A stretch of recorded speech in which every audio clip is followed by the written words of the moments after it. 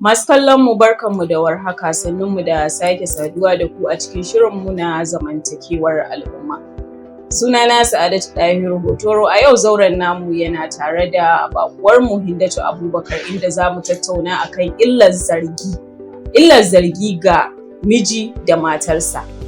Hajiya Hindatu, barka da zuwa. Barkanki dai. Da fatan kin zo lafiya. Lafiya ƙalau. Maudu'in da za mu tattauna yau shine akan illar zargi. Me yake janyo miji ya ringa zargin matarsa ko kuma mata ta ringa zargin mijinta? Rashin yadda. To me yake kawo rashin yadda? Ai kin ga misali yanzu idan ka ce yanzu baka yarda da mijinka ba, zai iya kasancewa a ce wani abu ne mijin yake yi ko kuma matar take yi wanda ya haifar da wannan rashin yadda. Da farko dai a cikin biyun nan dole akwai wanda zai dinga aikata abin da ɗayansu zai zargi ɗaya. Shi ne rashin yadda zai shigo tsakani. Misali kaman ga ko ta fita unguwa tana tsaye-tsaye can ko kuma irin masu biye-biye yawwa in biya can.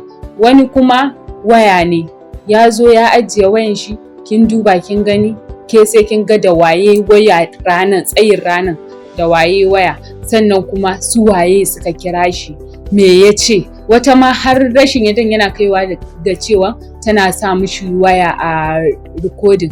Idan an kira shi, duk kiran da zai amsa a recording yake, shi ba lallai ya sani ba, amma idan ta zo tunda ta san ita ta saka, za ta dudduba duk wayan da ya za ta ji. In ma da waye ne, in ma me ya ce ko ma me aka faɗa mishi duk ta ji. Kuma gashi, daga nan rashin yadda ya shigo. Kuma gashi zargi ko a musulunci haramun ne. Saboda a wasu malaman ma naji suna cewa idan zaman aure ya kasance da zargi, kamar ma za a iya rabuwa. Saboda babu zaman lafiya, tunda ko me kai a cikin zargi kake, in kin yi yana zargin ki, in yayi kina zargin shi. Da kika ce haka sai na tuna da wata matar ma za ki ga ko mijinta ofis ya fita ya je ya dawo, kayan da ya tuɓe ma sai ta bibiya ta ga wai yaya kayan yake. Yadda ya fita da su lafiya, aka yi da su lafiya, ko kuma wani abu ya faru. Inna lillahi wa inna ilaihi. Ni ma akwai wadda na taɓa ji, ita ma kusan dai haka ne, ko me ya faru, ko menene fa, in ya zo ya ajiye sai ta duba kayansa, ta duba ta ga me ya faru a jiki.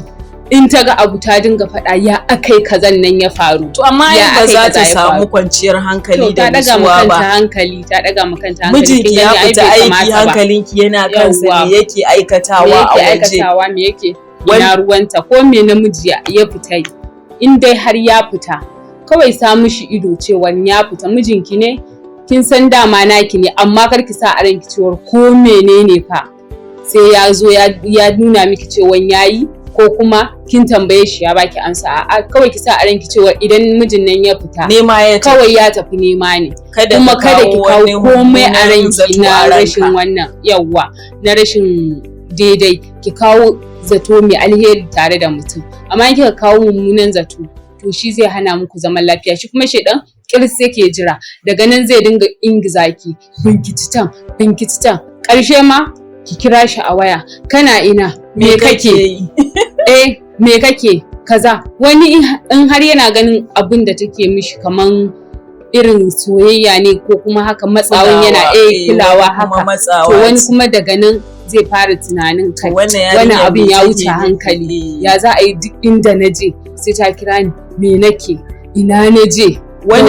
Wani ma za ki ga idan kamar yaronsa yana yawan zuwa gidan gurinta aike, za ta haɗa baki da yaron, ko ina suka fita za ta kira yaron ya zo kana ina. Ko ba ta kira shi a waya ba, za ta mishi text, kana ina. Shi kansa yaron nasa za ta ringa bibiyarsa ta san ina suka je, me suka yi. Wani lokacin shi, to ai wani abu in ma tare suka je, dole a waje zai tsaya, ya san me ya shiga ciki yayi, bai sani ba. Amma shi ma ta nan wani lokacin shedan zai iya ziga shi ya dinga gaya mata abin da ba haka ba. Wa kike gani alhaku tsakanin mata da miji ya binciki wayar matarsa? Babu kowa ma. A'a, a ba hajiya. babu kowa ma. Aikin idan har zaman lafiya ake so, idan zaman lafiya ake so kar miji ya binciki wayan mata. Amma kuma kin san ai idan miji ya auri mace to ai tarbiyyarta da kula da komai nata shine ya kamata a ce namiji shi zai bibiyi rayuwarki ba ke zaki bibiyi rayuwarsa ba a musulunce. Shi zai binciki rayuwarka, amma a dai wannan zamanin kowa ya zauna, kar wanda ya binciki kowa. Kina wannan fatin. Kar wanda ya binciki kowa, saboda in ka bincika ma akwai abin da zaka gani mara kyau. Akwai abin da zaka gani mara kyau. To yanzu kamar zo ana da an sani. Misali yanzu ai abin da zai janyo mijinki ya zarge ki shine yanzu an kira ki a waya, kila mamanki ce ta kira ki, kuna zaune a falo da ke da mai gidanki, kawai kin amsa wayar sai ki tashi kurin ki shige cikin ɗaki ki je ki rufe kanki kina waya, kin ga ai zuciyarsa zai ɗarsu. Idan shi ne zai yi waya ya miƙe ya tashi, ke ma za ki tunanin to wace ce wannan ta kira shi ya tashi, to haka shi ma fa idan kika tashi zai ji a ransa to wace ce ta kira ta tashi. Me ya kamata ki yi a matsayinki ke mijinki ne kuke zaune, kuma wanki ne ya kira ki ko ki ko mahaifiyarki, a gurin ya kamata ki amsa ko kuma za ki gaya masa cewa mama ce ta kira ni bari in amsa, tunda akwai sirri tsakanin uwa da ya. Zan faɗa maka in ce mama ce take kira na ko kuma wane ne a cikin ƴan uwana yake kira, ko yaya ko ƙanwata ce, zan je in amsa waya.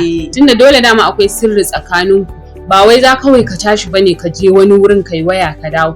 To tun baya zargi zai fara zargin tu ya aka yi wance, kuma ai da ba haka take min ba, ta tashi ta je ta yi waya, ko kuma sai ta dace ta ce ai da wani nake.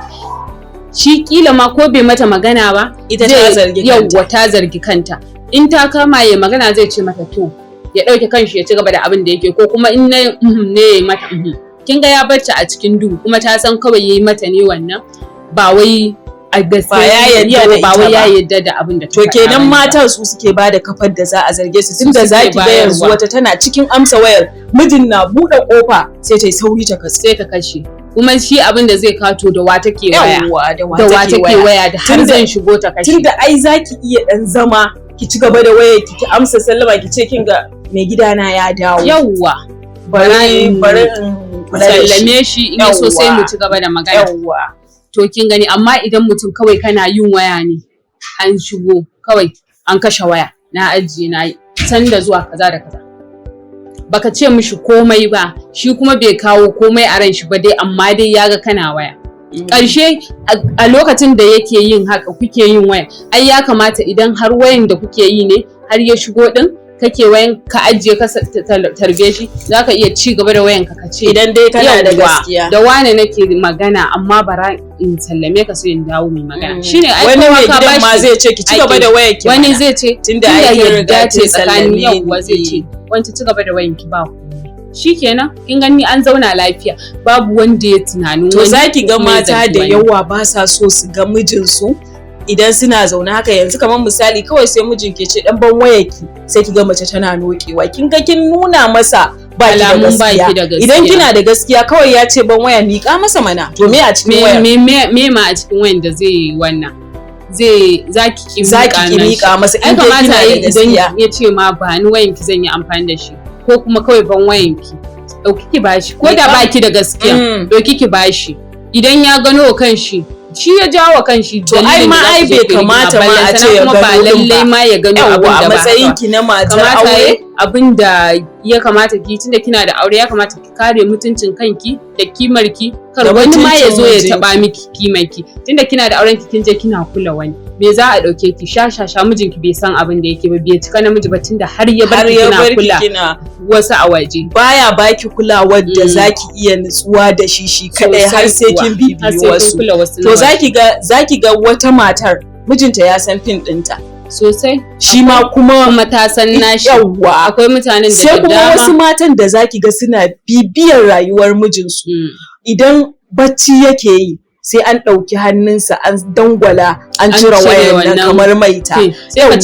Sai ka ce dole an yi iya bincike a wayan nan, sai dai kawai ya ji ana ce masa naga kaza kayi kaza, naga kaza nayi kaza. Wani kira zaki ga mata masu kwakwafi ga wayan mijinsu domin samun kwanciyar hankalinsu? To ni dai kiran da zan yi da mata masu irin wannan hali gaskiya ba daidai bane ba, saboda ni akan kaina ya taɓa faruwa. Akwai wani wanda muke mutunci da shi sosai, to irin ni dama ana kira na haka a gida baby, duk wanda ya sani haka ana baby, to shi kuma in ya tashi sai ya sa baby love. Tun bai aure ba har ya aure kuma tsakanin da shi kawai gaisa ne muna mutunci, kawai nan ba na bai samu komai ba, kawai baby love. Yawwa, to yarinyar da zai aura ba ma yar nan bace ba, ya aure ta ranan da ake irin kai jere gidan, sai ranar na je unguwa kawai sai muka shiga gidan. Muna shiga gidan sai na ce a'a yau an zo jere waye sai ake ce min sai na ce to masha Allah, sai ki ci mun shigo ga ma amarya. Na shiga muka gaisa da ita waye muna gaisa nan da ita, sai na ga dai tana dan dauke kai haka. Muka fito dai karshe dai muka yi sallama muka tafi. Sai kin zo biki, na ce sai mun zo biki in Allah ya. To wata rana kawai ita tunda ba lalle ta ga me yasa akan wayan nan ba, wata rana kawai na kira wayan, na zo unguwan ne sai na kira wayan kawai sai ta ga baby love. Ranan da bala'i suka kwana, tana ta mai bala'i kala ya mata ta mai. Sai caye to ai ita wannan din baby love din da nake faɗa miki kin santa, kuma kin san babu wani abu tsakanin na da ita, ya za a yi ki tada hankalinki, ai ita allan bata yadda ba, ya za a yi ba wani abu zai sa mata baby love, ai ita a tunaninta sunan ma baby love shi ya samu. Na gane. Shi ya samu ita tunaninta kenan. Kin san mace da kishi ba za ta taɓa yadda da cewa ba wata alaka a tsakaninku ba. Amma yanzu misali matan da za su ga an rubuta Maryam ko Rashida ko Hadiza ko wani suna dai da bai danganci soyayya ba, amma kuma sai ta ringa bibiyar chat din, za ta bibiyi har chatin kuma za ta ga me kuka ce a chat, tunda duk abin da kuka ce a chat in ma tsohuwar budurwar ka ce magana soyayya za ta ringa ma. Ni na gani shi ma wannan akan ko in ce wanda muke tare kusan haka su ma nambobin mata ne sosai, amma sunan maza ya ɗauka in mamaka musu. To masu kallon mu duka a nan muka kawo ƙarshen shirin mu na zamantakewar al'umma, inda za mu yi ban kwana da ku sai wani makon in Allah ya kai mu. Bisalam.